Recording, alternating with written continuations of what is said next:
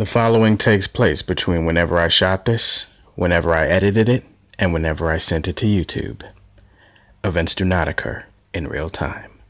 24 Season 2, welcome back to my series of 24 reviews. It was the last week of October, why not talk about some more 24? If you guys didn't know, I am reviewing every season of 24 leading up to 24 Legacy in February. If you missed my review of Season 1, I will put a link for it down below, but for now, let's get into Season 2. There will be mild spoilers in this video, so if you don't want to know anything, just look away. I'm not going to get too deep into it. I'm not going to spoil everything. There'll just be a few things here or there that I'll touch on that might be deemed spoilerish. You've been warned. In 24 Season 2 basically takes place a year and a half after Season 1. In Season 2, there's a threat of a nuclear bomb. That's the main story and focus of Season 2, is that there's intel that there is a nuclear bomb that's going to be detonated in Los Angeles sometime during the course of the day. And so Jack Bauer and CTU and David Palmer and his administration have to work against the clock to try to find the people responsible and stop this bomb from going off. The second half of the season, it really deals with a conspiracy inside the president's administration to undermine his authority. It also has to do with Jack Bauer going outside of CTU, basically to stop a world war from happening. The characters are all in different places than they were in Season 1. For most of the 24 seasons, it overlaps and it carries over into another season. I think that's pretty cool. Jack Bauer is in a completely different place than he was in Season 1. He has the caveman look, he's bearded, he's scraggly, he's depressed. He's resigned from CTU. He's like, hey, fuck that, I quit, I'm done, I'm out. Based on a tragic event that happened at the end of Season 1, which I will not spoil if you haven't seen it. Jack's not the same Jack. He's kind of a nomad. He's just bearded and depressed, and he's estranged from his daughter. His daughter doesn't even live with him anymore. His daughter lives with some rich-ass couple, and she's like a nanny or whatever. We'll get to Kim and why I hate her fucking guts later, but for now, just know that everything's different for Jack. Things are different for David Palmer, too. He's not with his wife anymore because of the events that happened over the course of Season 1. And he is in his first full year as the President of the United States. What I love about Jack this season is that Jack Bauer once again gets drawn back into the situation, and at first the way his character is, Jack Bauer's like, no, I'm done, I can't do this anymore, fuck you, I'm out, I care only about my daughter. But there's a scene that perfectly captures why Jack Bauer is Jack Bauer. There's a scene early on where Jack Bauer is about to leave CTU and he sees this kid and this woman walking down the street, and he kind of just looks at him and he's kind of like,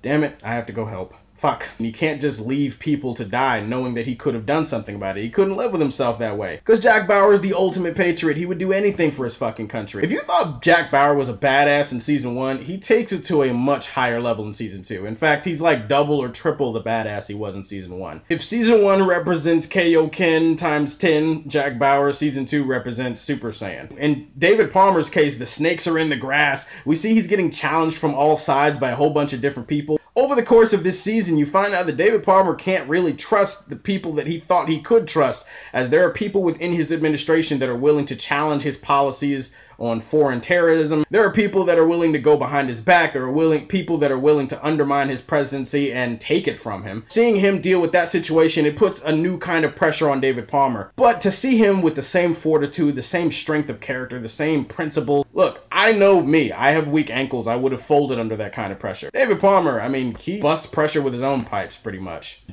I don't know. I don't think I meant that to sound as nasty as it came out, but it is what it is. And Tony Almeida, I didn't touch on much in Season 1. He gets a much bigger role and a bigger chance to shine in Season 2. He shows a lot of that tough leadership, that gruffness, that in your face, I'm just gonna tell you like it is type of shit that we love Tony for. He also has a relationship that develops over the course of the day with a new character named Michelle Dessler. Michelle and Tony, seeing their relationship develop over the course of the day, it's not just that they have great chemistry, it's the fact that they balance each other. Tony Almeida is a guy that likes to follow the rules and tells people like it is. Michelle Dessler is smart, she's resourceful, and she's also fair-minded, and she's willing to bend the rules a little bit if it means getting the job done. Michelle Dessler is a great character. It's a great introduction to her, and we're going to see a lot more of her going forward, so it was really cool to see that. There are other characters that are brought back from Season 1. Aaron Pierce. Aaron Pierce is now the head of David Palmer's security detail. Aaron Pierce, so loyal, so friendly. I mean, we love Aaron, and it's great to have him back in this season. Novick is back as David Palmer's chief of staff. It's great to see Mike Novick back again. He tries to be the voice of reason for David David the entire season. For Sherry Palmer, again, his ex-wife at this point in time, she's back, and what I can say is she is just as big a snake as she was in season 1. Yeah, she's still as duplicitous, as two-faced as she ever was. That's not gonna change, and you're still not gonna fucking like Sherry Palmer by the end of this season. She's a little bit more involved in things than you would even realize. There are so many great moments during this season that I can pick. You go to the finale where Jack Bauer has to basically take on a coliseum full of Kingsley's men, and he is just, again, the ultimate badass. I mean, snapping necks, taking names. The scene where Jack Bauer is tortured to death, and I'm not making that up. Jack Bauer is literally tortured to death. He dies in this season. But he comes back, because as 24 in the next few seasons will prove, you can't kill God. You just can't kill God. Jack Bauer on a couple of levels in this season is in God mode. It's for sure. There's the great scene involving George Mason and his tragic death. George Mason dies in this season. He heroically sacrifices his life to save millions of Americans. In season 1, I didn't even really like George Mason that much. I mean, I thought he was kind of an asshole. I didn't really like him that much. In this season, they do a much better job of fleshing his character out and giving you a reason to like him, and I really appreciated that shit. All the other stuff that 24 has become famous for are taken to the next level. I mean, the real-time concept, the split screens, the intensity, the suspense, I mean, everything from action, drama, the political intrigue. This is the first season that really deals with a bigger scale threat in terms of a nuclear bomb. So it ups the stakes, it ups the intensity, it ups the gravity of the situation, and that's pretty cool too. The intensity down the stretch of this season is among the highest in the series history, for sure.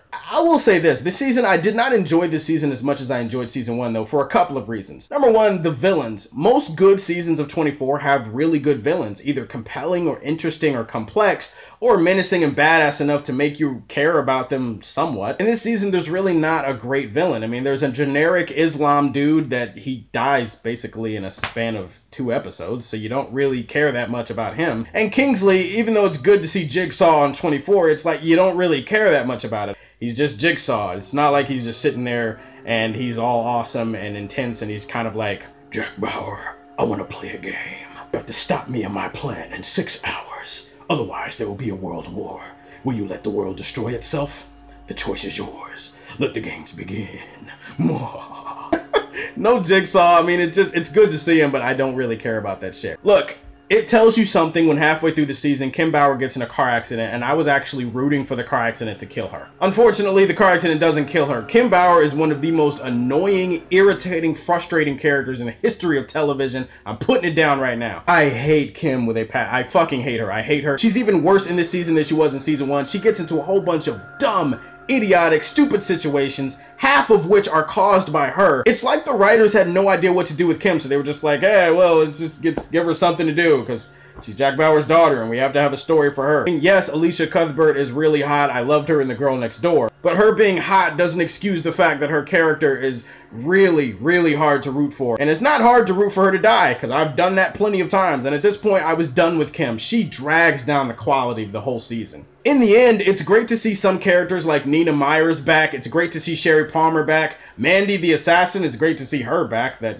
evil-ass, cold-ass bitch. And the season, just like the first one, ends on a cliffhanger, except that was really a sad cliffhanger. This one is really like a, holy shit, what the fuck, really? Kind of cliffhanger. Kiefer Sutherland is once again great as Jack Bauer. The scope and the scale of the threat is bigger. The characters all feel like real people, which is a big bonus to the season. The villains suck for the most part, and Kim Bauer is annoying as shit. And I really fucking hate Kim Bauer. I didn't like this as much as season 1. It's still a good season. Season 2 of 24 definitely gets the Man of Steel rating. It's pretty good, but should have been a lot better. Stay tuned. In a couple of weeks, I'll have season 3 up on the show. If you like what you see, tell me how you feel, and stay tuned to hear more from the Man of Steel. Peace. I know who you are. I know everything that you've done. Tell me where the bomb is! Bauer's chasing a ghost. We are going to war. You may be talking about World War III.